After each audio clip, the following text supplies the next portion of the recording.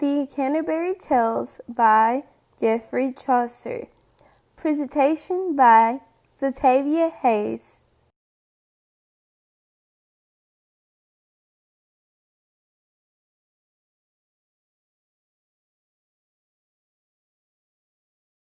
Geoffrey Chaucer was born in 1340 in London, England, into the bourgeois class.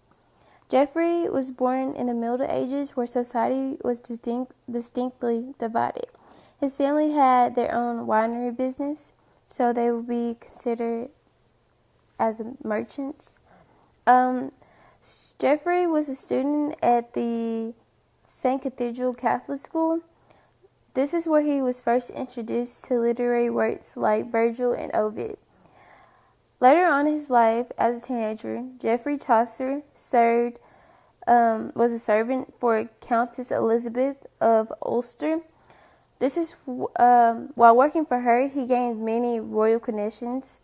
One of these royal connections was King Edward III, who freed him when he was captured for ransom while fighting in the 100 Years' War.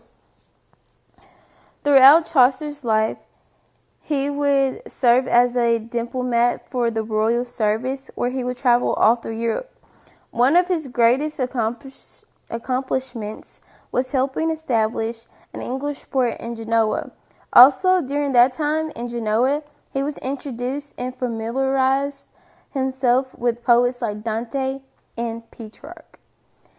And then in 1366, Chaucer married his wife Philippa Roet, which helped him gain better ranks.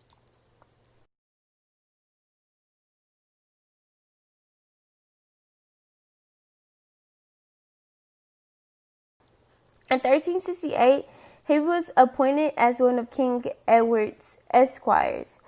So he could focus more on his passion for literature. He decided to step down from his busy careers of being diplomat, esquire, comptroller of customs, and he decided to move to Kent to focus more on his writings. There, he was Justice of Peace and a Parliament member. But when his wife died, he didn't have as much money, so he decided to move back to England, and he worked as a gardener. On October the 25th, 1400, in London, England, Geoffrey Chaucer, the father of British literature, passed away. He is now buried in London, England, in Westminster Abbey. He is actually buried in the center of the Poet's Corner. On the right side of the slide, you will see his tombstone. The Poet's Corner, if many of you guys don't know, it is where many great known British authors are buried. If you're buried there, it is a great honor, which I believe Geoffrey Chaucer deserves.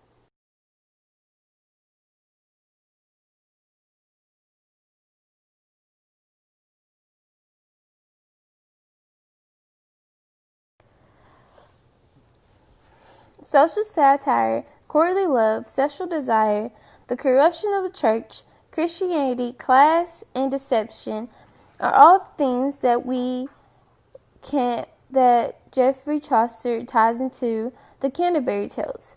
Throughout the story, Chaucer satirizes the many different social classes by exposing them for who they really are. As we know, it wouldn't be medieval literature if there isn't courtly love involved. Chaucer instills sexual desire in some of the characters, for example, the wife of Bath. Courtly love can also tie in competition, as we see in the Knight's Tale. The corruption of the church ties into the scheme social satire. Still to this day, we see that the main people of the church as sanctified and perfect. But Chaucer exposes clergy people in the Canterbury Tales as unholy and dishonest. The theme of Christianity ties into the religious setting and the pilgrimage which they take, which we will discuss more throughout the discussion. Class is also a theme that actually ties into the majority of the themes in the story. Class is something we will heavily discuss in the next slide that deals with historical context. As we go throughout the story, we find out more secrets and lies about the characters that we had not expected from these characters based on their social class, occupation, and experience and appearances. We will learn a lot about the lesson of deception. And the deception theme is one of my favorite themes of this story, and I love how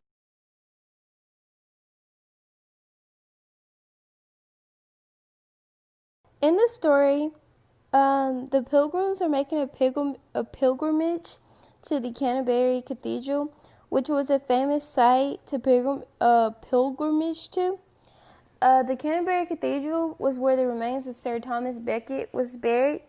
The Canterbury Tales were written during the Middle Ages. Historians don't have an accurate date of when Geoffrey was writing the story, but it was published in 1392. Throughout the story, the audience sees the great influence of the time period from the literary influences, social class, and word choice. The Canterbury Cathedral in the Middle Ages is an example of the historical setting. Let's begin with the literary influences of Geoffrey Chaucer and what inspired him to write the story of the Canterbury Tales. As we know, Geoffrey was very inspired by a number of Italian authors like Dante and Petrarch. But he was also inspired by Boccaccio.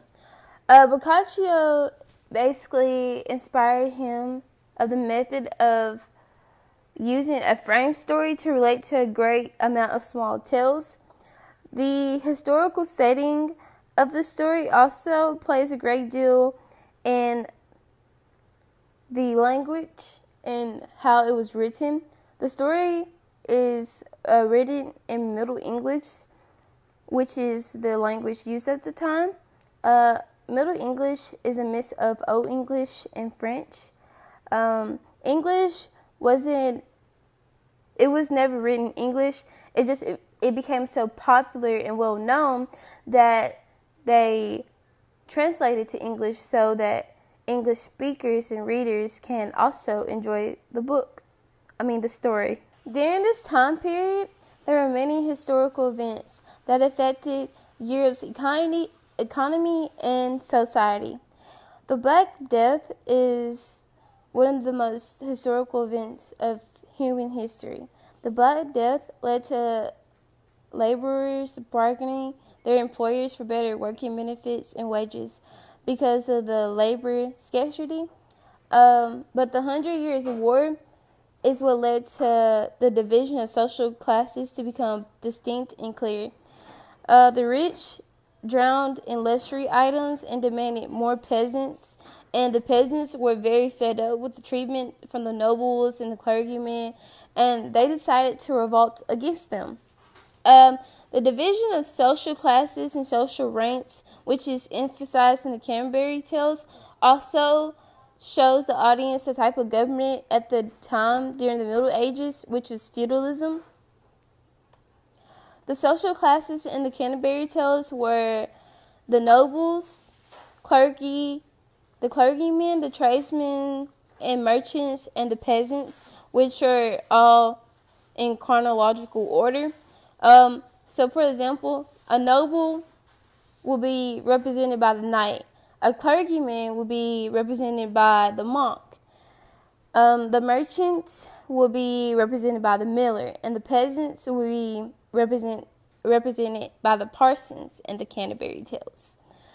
Geoffrey Chaucer does an amazing job of dividing and emphasizing on how each social class lived and how they were supposed to act and how they're supposed to look. And I really, really respect him for that. And that's one of the biggest details that I love about the story.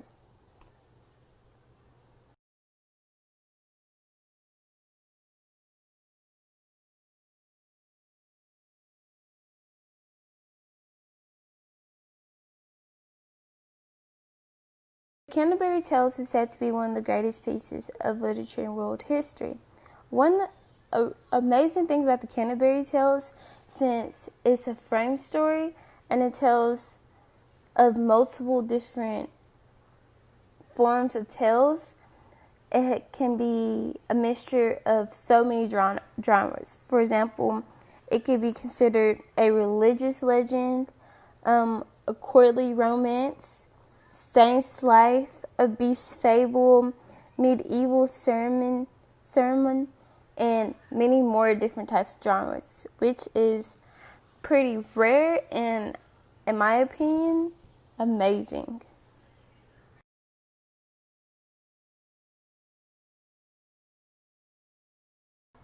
Chaucer's original plan was to have 120 stories, 2 on the way to and from, making a total of 4 stories each. Sadly, Chaucer only got to finish 24 stories in total. These characters listed, except the narrator, have either a prologue, epilogue, or tale. The characters within their tales are also significant characters of the story, but they aren't mentioned in my presentation. A fun fact though, most of these tales were not finished. Although each tale plays a big part in creating the story, in this presentation, we will only discuss the major tales that are based from our textbook content of the Canterbury Tales. The audience a brief description of each character that will later link to their tales. In the general prologue, the narrator joins a company of 29 pilgrims. They are traveling to the shrine of the famous St. Thomas Becket in Canterbury. The host decides that each pilgrim will tell 2 stories on the way to Canterbury and 2 on the way back. Whomever he judges to be the best storyteller will receive a meal at Bailey's Tavern. The pilgrims draw lots and determine who will tell the first tale. Chaucer embeds the theme of competition early on in the story. The first pilgrim to tell their tale is the great shining knight. The knight's tale is about Theseus, the Duke of Athens, who imprisons Arcite and Palamon, 2 knights from Thebes. The 2 knights see and fall in love with Theseus' sister-in-law, whose name is Emile. Theseus apprehends them and arranges a tournament between the 2 knights and their allies, with Emile as the prize. The knight's tale ties into the theme of courtly love and competition, as the 2 fall in love with the married Emile. The knight's tale is interrupted by the drunken miller. He insists that his tale should be next. He tells a story of an impoverished student named Nicholas, who persuades his landlord's sassy young wife, Allison, to spend the night with him. He convinces his landlord, a carpenter named John, that the second flood is coming, and tricks him into spending the night in a tub hanging from the ceiling of his barn. A young parish clerk, who is also in love with Allison, begs Allison for a kiss outside the window of the room where Nicholas and Allison lie together. He returns a second time after being rejected from the kiss and brands Nicholas' buttocks. Nicholas cries for water, making the carpenter think that the flood has come. So the carpenter cuts the rope connecting his tub to the ceiling, falls down, and breaks his arm. The miller's tale and the knight's tale are very similar when it deals with 2 young men fighting over a young woman.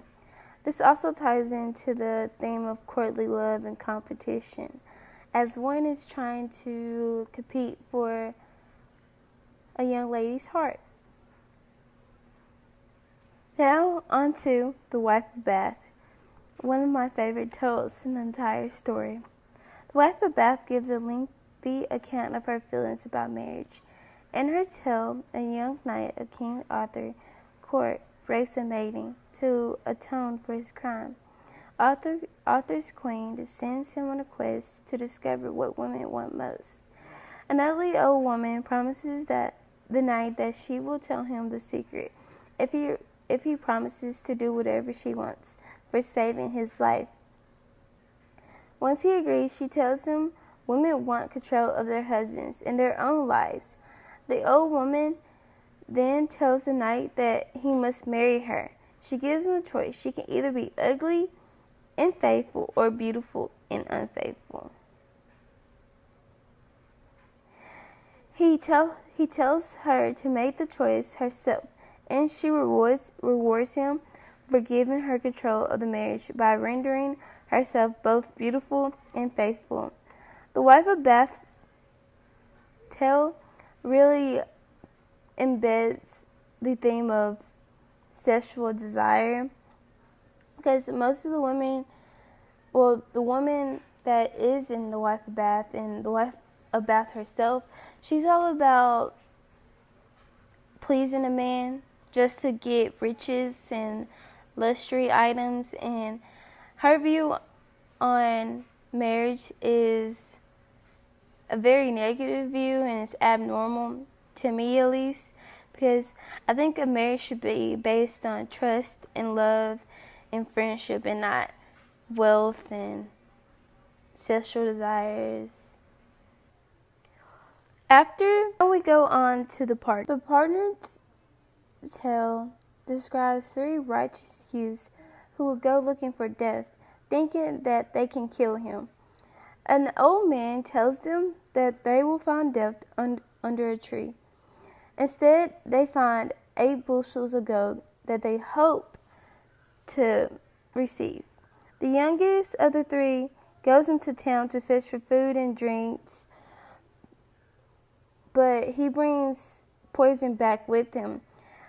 His intentions are to have the gold all to himself. When he fails to kill his 2 other companions, they end up killing him to enrich their own shares of the wealth. But then they drink the poison and die under the tree. So it's kind of like karma in a way. Once the partner's tale is complete, the host infiltrates the partner by accusing him of fraud, but the knight persuades the 2 to kiss and bury their differences. The Chaucer does an amazing job of tying in the theme of loyalty into the partner's tale, because these 3 guys go in together, wanting to work together, and they wanted to share their wealth with one another, and they were in this together. And then it only took one to just deceive the group, and then they end up deceiving each other. So it really just shows that wealth and your passion can be put over reasoning and loyalty. The nun's priest tells of Chanticleer the rooster. One night he has a terrible dream about a mysterious animal. Chanticleer fears that this animal will come for him in reality, just like he did in his dream. One of his wives, which is his favorite wife, is Pertilote. She tries her best to resolve Chanticleer's fear of this nightmare by using different types of herbs and different types of therapy. One day, though, the fox that Chanticleer dreams about stops him and his wives. The fox gains Chanticleer's trust by reassuring him that he has nothing to be afraid of. Once the fox has Chanticleer comfortable, he attacks the poor rooster by the neck. In order to get away, Chanticleer then convinces the fox to go brag about capturing him so he could open up his mouth. When the fox opens up his mouth, Chanticleer escapes by climbing up the tree. The fox then attempts to persuade the rooster, but the rooster has learned his lesson not to trust the fox. I connected this to Adam and Eve because I learned from the partner's tale and the story of Adam and Eve that you should never, ever trust a flatterer. After the Canterbury tales concludes, Chaucer retracts and prays for forgiveness for all of his works dealing with secular and pagan subjects, asking only to be remembered for what he has written of saints' lives and homilies. As I was doing my research, I ran across this lady reciting the general prologue of The Wife of Bath. The Wife of Bath is one of my favorite tales in the entire Canterbury story. I loved how she put her own twist to it and her facial expressions and how she emphasized on certain words. It will only take 1 minute out of your time. I hope you guys enjoy it, and please let me know in our discussion if you enjoyed it as much as I did. What I love most about this work of literature is the harmony that Chaucer brings to the table. He joined many pilgrims from different ranks and walks of life to come together and share their faith and life with one another. This shows me that although everyone is different, when it comes to our common beliefs, we can come together as one and not divided. Chaucer also taught me that our eyes can be deceitful, and we should get to know someone for who they truly are by getting to know them from them. My favorite tale was the Moss Tale because I can relate this to the deacons of my church. The deacons of my church seem so holy and sanctified, but really they are very materialistic and deceitful. They have gold tools, gold chains, nice suits, and shiny cars, but don't give much to the homeless or church.